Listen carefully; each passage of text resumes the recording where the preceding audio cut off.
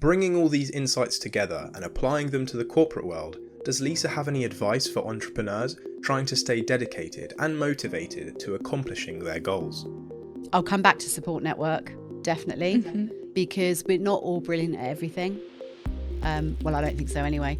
You know, be self-aware, think about what your strengths are, think about your passion, your purpose, and really excel at those. I've never really been a fan of the advice, look at your weaknesses and try and improve them. Yeah. If they're your weaknesses, they're your weaknesses, just accept it. It's like at school. Like if they identify their kid's good at art, but they cannot speak French, have no interest in speaking French, let them have extra art lessons and cut out the French. Yeah, totally. Yeah, no, I'm totally with you. Play to your strengths.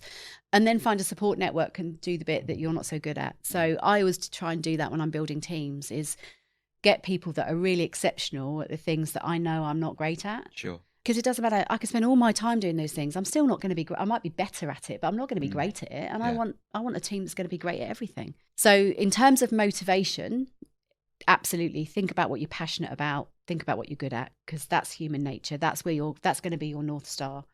And then in terms of getting things off the ground, think about the support network. So think about who else can complement your team. Who, you know, it's we, right? Nobody does anything on their own. So who can help? Who can get you there?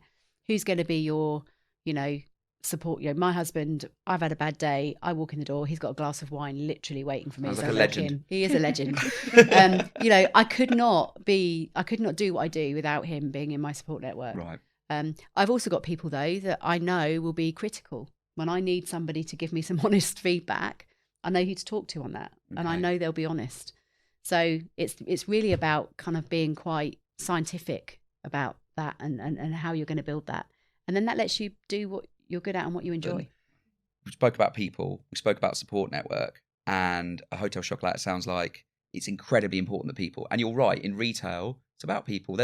You've got a store, that's who people remember, isn't it? Customers remember those people. How do you recruit for that?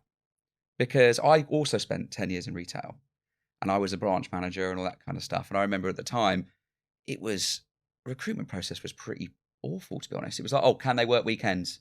And that was it. Yeah, what do they look like? Can they work weekends? Can they use a till almost? But that doesn't necessarily create a great customer experience.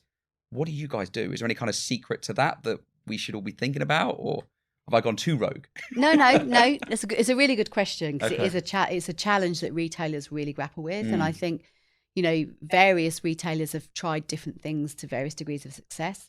So I think Pret's probably the most famous one, where they get people to actually work in the store and then the colleagues decide whether they get a job or not. Really? Yeah.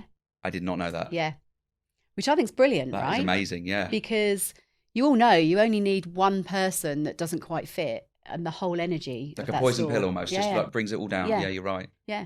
So they actually kind of shortlist people. Clearly there's competency interviews and things, but then when they've got their shortlist, they go and work in a store, and then the colleagues go, yeah, we want to hire him, or we don't want him on the team. Yeah, that's a brilliant idea. I didn't even know that existed. And actually I picked this up from a retailer I was working with in Holland, in the Netherlands. Think about the store as your house, your home.